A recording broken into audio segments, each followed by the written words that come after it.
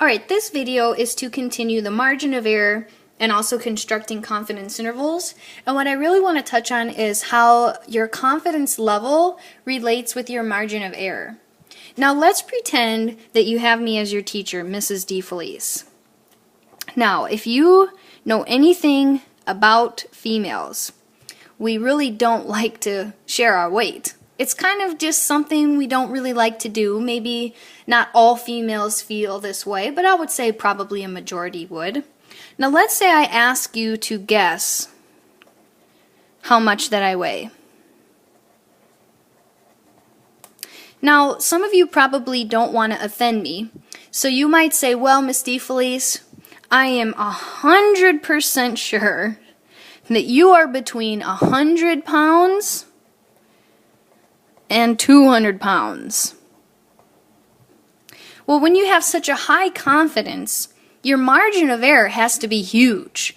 And the reason is, if you want to be so confident, if you don't want to have any error, 100% confidence, then you're going to include a big enough range so that you can't be wrong.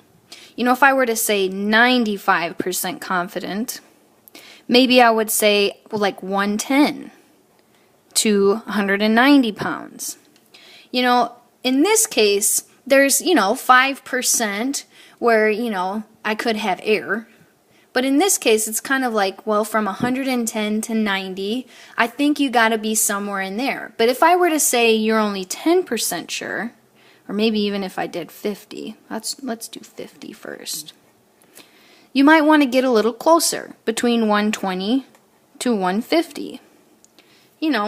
The smaller confidence that you have, the smaller the range is from your minimum of your interval to your max. And the reason is because your margin of error gets smaller. And this relates to that normal curve again. If you think about from the center, the middle 68% goes from -1 to 1. This is 68% of that normal curve.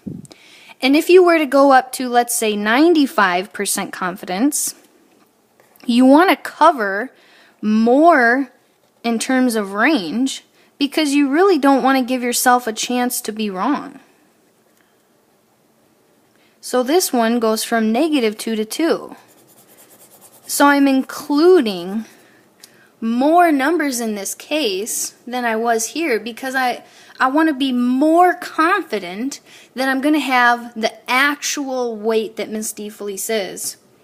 If I were to say 99.7% confidence, we cover even more. That one goes up to 3.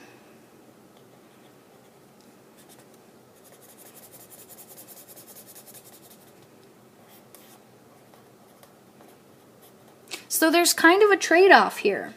When you're using, confidence intervals and how high you want to be confident, if you use a smaller confidence interval, your margin of error will be much smaller. But if you want to be more confident, you're going to have to increase your margin of error to basically give yourself more, this bigger area, 99.7% of samples, should contain that true weight of Miss DeFelice. But if you're not as confident, you're not going to have your range be as far. So there's kind of a trade-off. Do you really want a small margin of error? Well, hopefully you do. You don't really want to be wrong in your guess, I suppose.